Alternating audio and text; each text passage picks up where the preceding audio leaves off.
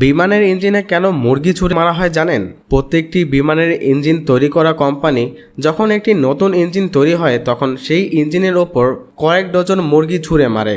কিন্তু এখন প্রশ্ন হলো, কেনই বা এত দামি একটি ইঞ্জিনের ভিতরে মুরগি ছুঁড়ে মারা হয়? আর এই মুরগি ছুঁড়ে কী জিনিসই বা পরীক্ষা করা হয়? আজকে আমরা জানতে চলেছি কেনই বা যখন একটি বিমানের ইঞ্জিন তৈরি হয় তখন সেই ইঞ্জিনের মধ্যে মুরগি ছুঁড়ে দেওয়া হয়। বিমানের সবচেয়ে গুরুত্বপূর্ণ অংশ হচ্ছে এর ইঞ্জিন। এর সামান্য ত্রুটির কারণেও ঘটতে পারে বড় দুর্ঘটনা, এমনকি বিমান বিধ্বস্তও হতে পারে। তাই ইঞ্জিন তৈরিতে সর্বোচ্চ গুরুত্ব দেওয়া হয়। বেশ কিছু ধাপে পরীক্ষা করা হয় এর কার্যক্ষমতা। যদি এইগুলোতে টিকে তবেই ইঞ্জিন বিমানে ব্যবহৃত হয়, নয়তো সেটিকে বাদ দিতে হয়। বিমানের কার্যদক্ষতা ঠিক আছে কিনা তা দেখার জন্য যে পরীক্ষাগুলো করা হয় তার মধ্যে অন্যতম হলো চলন্ত ইঞ্জিনে মুরগি ছুঁড়ে মারা। শুনতে অবাক লাগলেও সত্যি এই কাজটি করা হয়। এই পরীক্ষাটির জন্য একটি চিকন ক্যাননের মাধ্যমে কয়েকটি মৃত মুরগি ইঞ্জিনে ছুঁড়ে মারা হয়। এই কামানটি চিকেন গানও নামে পরিচিত। এক্ষেত্রে উৎকৃষ্ট মাপের মৃত মুরগি ব্যবহার করা হয়।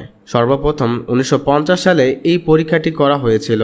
মধ্য আকাশে বিমান যখন উড়ে বেড়ায় তখন হঠাৎ পাখির ঝাঁক এসে বিমানটিকে ধাক্কা দিতে পারে।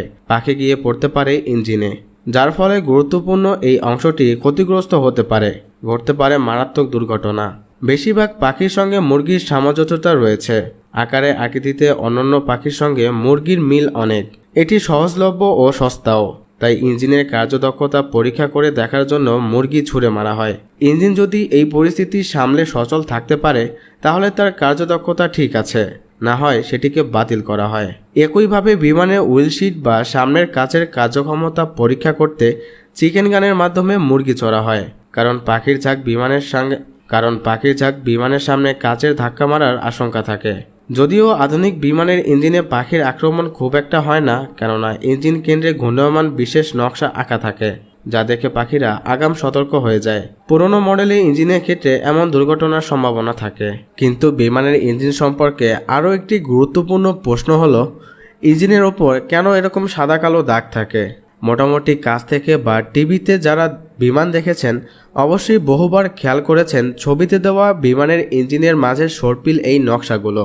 হয়তো ভেবেছেন সুন্দরের জন্য একটা ডিজাইন বা এরকম কিছু, কিন্তু আসলে মোটেও তা নয়। এগুলোকে বলে ইঞ্জিন স্পিরিয়াল, যেগুলো জেট ইঞ্জিনের ইনটেক ফ্যানের সামনের দিকে কেন্দ্রে আলাদাভাবে ঝুলানো থাকে। এখন নিশ্চয়ই জানতে চাচ্ছেন এগুলোর কাজ কি, কেনই বা এরকম নকশা বসানো হয়, আর এগুলোর ব্যবহার না করলে কী বা ক্ষতি হবে। এয়ারপোর্টে অনেক বিমান থাকে, কোন বিমানের ইঞ্জিন চালু হবে আর কোনটা অফ এয়ারপোর্টের গ্রাউন্ড স্টাফরা যাতে দূর থেকে দেখেই বুঝতে পারে, এর জন্য মূলত এই স্পাইরাল প্রথম ব্যবহার শুরু হয়। এখন আপনার মাথায় প্রশ্ন আসতে পারে, জেট ইঞ্জিনের সাউন্ড শুনে অনেকে তা বুঝতে পারে, শব্দ শুনলেই তো বোঝা যায় কোনটা অন আর কোনটা অফ।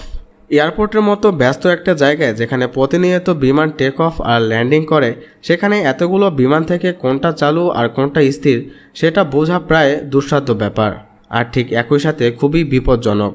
আর যদি কোনো গ্রাউন্ড স্টাফ চালু ইঞ্জিনের সামনে এসে যায়, এক মুহূর্তে তাকে জেট ইঞ্জিনের ব্লেড ছিন্ন ভিন্ন টুকরোতে পরিণত করবে।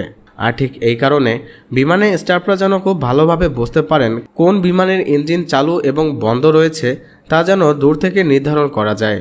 ঠিক এই কারণে বিমানের ইঞ্জিনের সামনের অংশে ঠিক এরকম সাদা কালো চিত্র অঙ্কন করা থাকে।